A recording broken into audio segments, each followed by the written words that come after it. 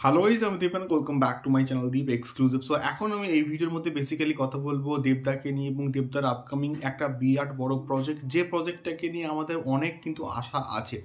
এবারে দেখা যাক এই প্রজেক্টটা এক্স্যাক্টলি কত বড় স্কেলে বানানো হয়।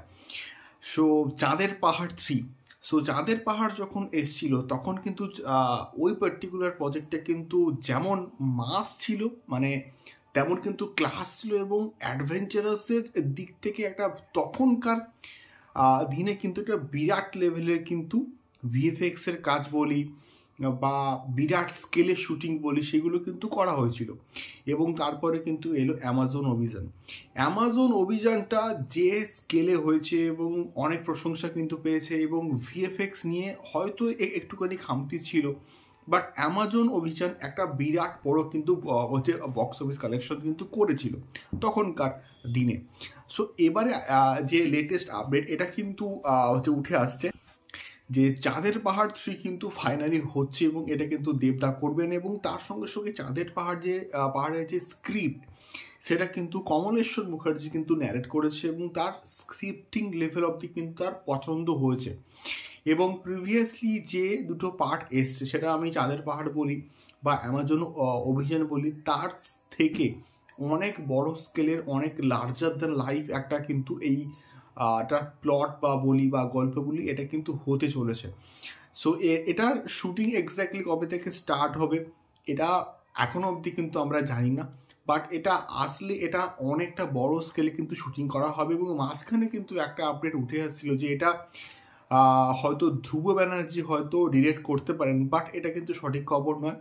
কমলেশ্বর মুখার্জি কিন্তু চাঁদের পাহাড় 3 কিন্তু ডিরেকশন দেবেন, এখন অবধি কিন্তু এটাই আপডেট রয়েছে। এবারে দেখা যাক এটা কে কতটা বড় স্কেলে, কতটা লার্জার দ্যান লাইফ হিসেবে প্রেজেন্ট করা হয়। বাট এবারে আমি আশা করব, যেহেতু দেবদা এখন বুঝে শুনে স্ক্রিপ্টিং মানে স্ক্রিপ্ট মানে বাছাই বা হচ্ছে বাছাই করে, তো সেই জায়গা থেকে দাঁড়িয়ে এটা আমার অ্যাটলিস্ট মনে হয় যে এবারে যাতে করে ভিএফএক্স লেভেলে কোনো রকম খামতি যাতে করে না করা হয়।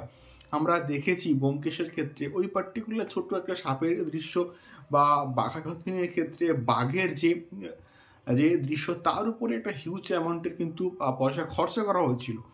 তো এবারে আশা করব ভিএফএক্স এর মানটা ওই প্রিভিয়াসলি চাঁদের পাহাড় বলি বা অ্যামাজন অভিযান বলি ওইগুলোর থেকে আরও অনেক বেটার হবে এবং এটা দেবদা কিন্তু করেই ছাড়বে। তার কারণটা হচ্ছে দেবদার বর্তমান সময়ে যে সমস্ত প্রজেক্টগুলোতে কাজ করতে, তার সিনেমার মান বলি বা আমরা যাকে কোয়ালিটি বলি, সেগুলো কিন্তু অনেক অনেক কিন্তু ভালো। এবারে দেখা যাক এই প্রজেক্টটা অ্যাকচুয়ালি কেমন হয়।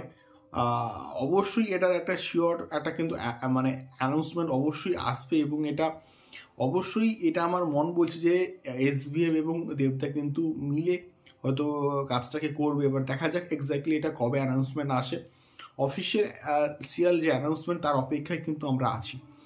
সো এটাই ছিল মেনলি আপডেট। তোমাদের কি মতামত এবং তোমরা কতটা এক্সাইটেড দেবদার এই প্রজেক্টটাকে নিয়ে আমাকে অবশ্যই কিন্তু কমেন্ট করে শেয়ার করতে পারো। দেখা হচ্ছে পরবর্তী ভিডিওতে। টাটা।